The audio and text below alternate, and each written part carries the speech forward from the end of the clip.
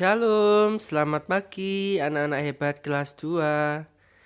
Berjumpa kembali dengan Pak Firman di channel Belajar dengan Gembira. Masih di pelajaran pendidikan agama Kristen dan budi pekerti.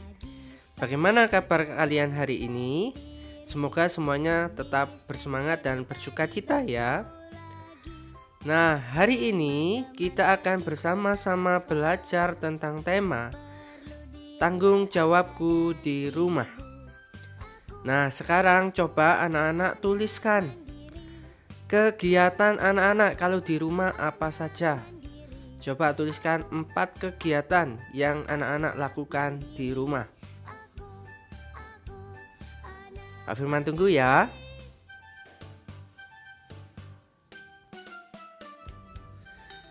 Sekarang coba anak-anak perhatikan gambar yang ada berikut ini. Kira-kira siapa yang mengerjakan kegiatan ini di rumah? Yaitu yang pertama, siapa yang merapikan tempat tidur dan kamar kalian? Lalu kemudian yang kedua, siapa yang mencuci piring jika kalian selesai makan? Dan yang ketiga, siapa yang membersihkan halaman rumah yang kotor? Kira-kira yang melakukan anak-anak sendiri atau biasanya orang tua?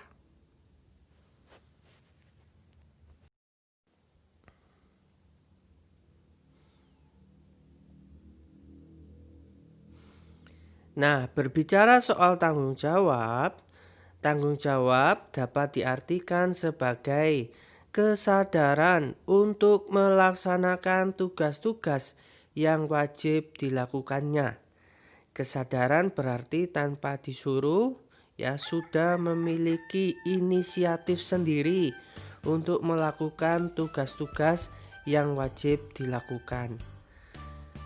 Dan selanjutnya, setiap orang memiliki tanggung jawab masing-masing. Jadi bukan hanya anak-anak atau bukan hanya orang tua, tetapi semua orang memiliki tanggung jawab. Selanjutnya, setiap orang memiliki tanggung jawab yang berbeda. Jadi tadi setiap orang memiliki tanggung jawab dan tanggung jawab itu berbeda satu dengan yang lainnya. Nah, sikap tanggung jawab perlu dibiasakan sejak kecil agar anak menjadi mandiri, tertib, dan disiplin. Jadi mulai kecil harus dibiasakan untuk bertanggung jawab, ya mengerjakan apa yang harus dikerjakan, supaya anak-anak terbiasa dan menjadi anak yang mandiri, tertib, dan disiplin.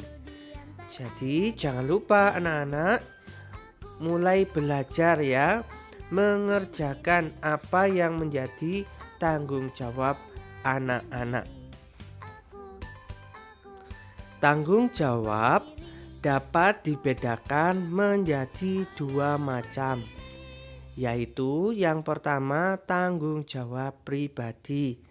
Artinya kegiatan atau hal yang harus dilakukan oleh seseorang ya secara pribadi. Misalnya mandi itu kan harus dilakukan sendiri ya. Makan, menjaga kebersihan kamar, belajar itu juga tanggung jawab pribadi. Menyiapkan perlengkapan sekolah itu juga tanggung jawab pribadi.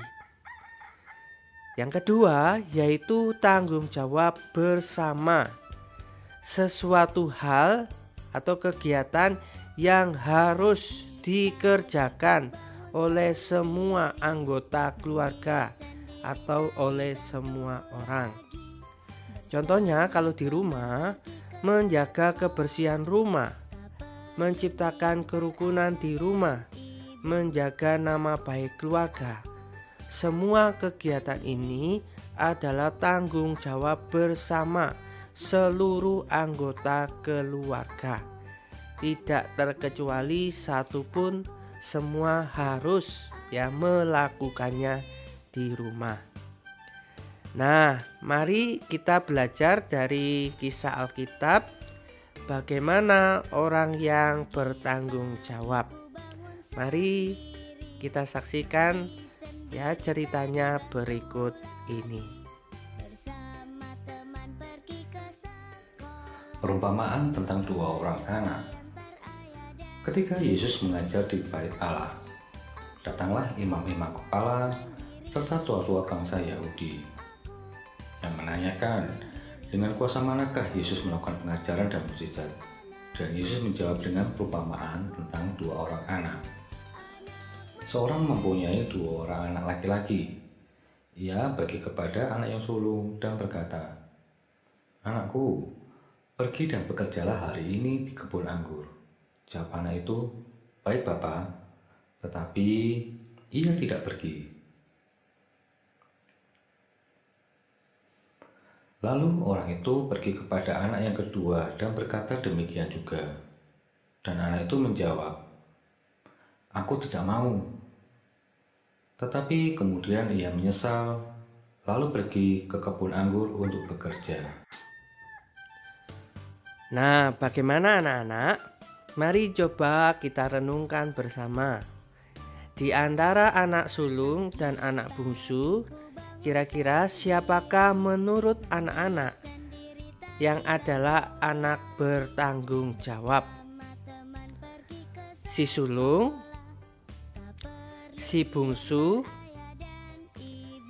keduanya, atau tidak ada dari keduanya yang bertanggung jawab? Kira-kira yang mana menurut anak-anak?